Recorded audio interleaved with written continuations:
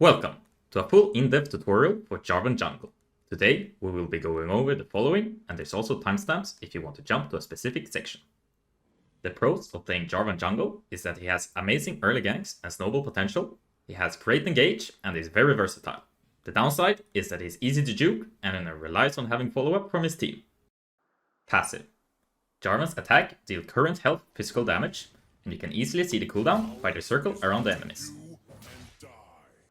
Jarvan's Q is a skill shot that deals physical damage and shreds armor. Jarvan's W is an AoE slow around him that also shields him depending on the number of enemies hit. Jarvan's E is a skill shot that deals magic damage and gives attack speed to nearby allies. If you connect your Q to the flag, you will drag yourself towards it and knock up enemies. Jarvan's ultimate is a point and click ability that deals physical damage and traps the enemy in terrain. You can recast your ultimate to lower the terrain again. For skill order, start E into Q into W. Max Q into E into W. Always take ultimate when possible. Matchups. Jarvan is good against weak early game junglers that like to farm. Jarvan is bad against junglers with high mobility that can dodge his EQ, or junglers that can interrupt his engage. For runes, you go Conqueror, Triumph, Tenacity if they have a lot of CC, Alacrity for more damage. Most of the times you go Last Stand, but sometimes Coup de Grace can be good versus a full squishy team. For secondary, you go Magical Footwear to hit your power spikes faster, and Cosmic Insights to be able to gank more and abuse flash. Together with CDR boots, your flash cooldown goes all the way down to 200 seconds. Then you go Attack Speed, Adaptive Force, scaling HP most of the times, but if they're really heavy on one type of damage, you take Resistance for that type. For summoner spells, you take Flash and Smite. Items. For pet, you take green versus CC or poke, red for pick potential and immobile carries, and blue for map pressure and getting around the map faster. Start Core Drinker into boots.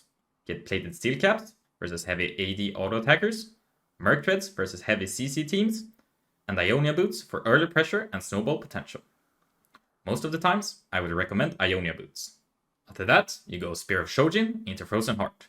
If they have a lot of magic damage, get Maw of Mortis instead of Frozen Heart. And then, get Black Cleaver and finish off the build with one of the following, depending on the enemy team. Pahting. The full clear. This is the easiest and most reliant jungle path. It's perfect for new junglers or lower elos. It can also be a good clear to fall back to if you don't manage to find any opportunities on the map. The 3 camp double buff. This is the best jungle path for defending against an invading jungler. This jungle path unlocks your strongest 3 camp clear since you hit level 3 and have double buff to help you fight. It also denies the enemy from taking any of your buffs.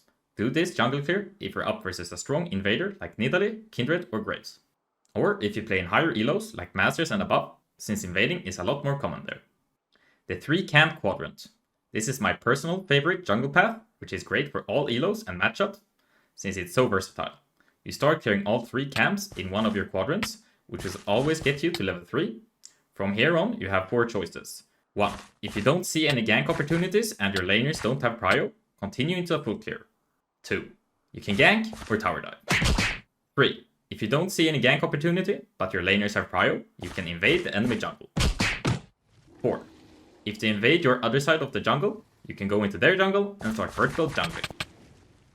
Mechanics. You can EQ Flash to extend the knockup. Pay in mind, the knockup from Flash does not deal any damage.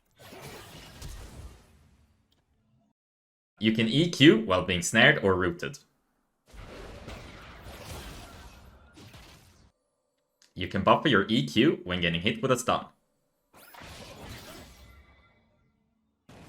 You can practice the timing by hitting Drake and buffer the knockback. You can interrupt Tristana's jump with your ultimate. Combos. Your bread and butter is an EQ into an auto attack to proc your passive and W when they land.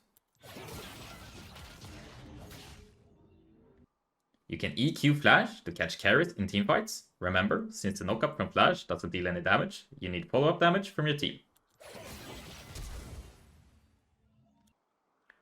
You can EQ R to catch enemies off position or without any dashes.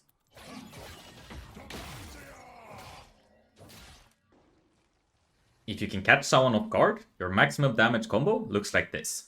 You start off with an auto attack to proc your passive, since it deals current health physical damage.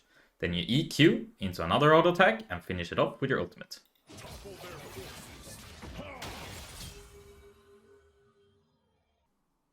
My favorite teamfight combo is ultimate into auto attack into an EQ. You can EQ forward if your team has a lot of follow-up, or you can EQ backwards into your own team to lock in an enemy.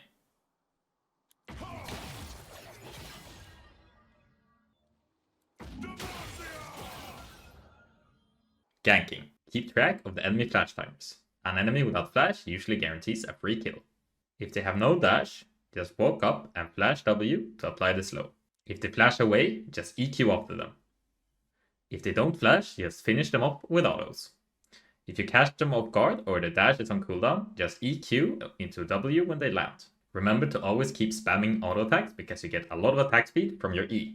When you hit level 6, things get a little bit more complicated. If they have no flash or dash, EQ into ultimate guarantees a free kill because it's basically a 3.5 second stun. If you have a dash, you can either EQ to try to bait out their dash into your ultimate, or catch them off guard by starting off with your ultimate into W. Then, when they dash out of your ultimate, you can EQ after them, and it will be a lot easier to hit since you got the slow from your W. Always try to use flash or try to come up to the enemies from behind. If you can gap close without using your EQ, your ganks will have a lot higher success rate. Teamfighting. Remember, Jarvan is not a carry. In teamfights, you want to lock down the enemy and enable your team. Jarvan has great engage, but needs a team that can follow up, otherwise you'll be stuck in the enemy backline. Always try to look for enemies of position that you can engage on for a free kill to turn the fight into a 4v5 before it even started.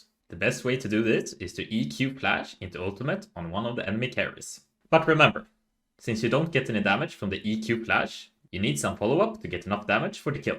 As Jarvan, it's almost always your job to engage in teamfights. The easiest way to engage is to EQ through the enemy frontline into ulting their backline. My personal favorite is to flash ult into EQ forward if your team has follow-up or if you're fed.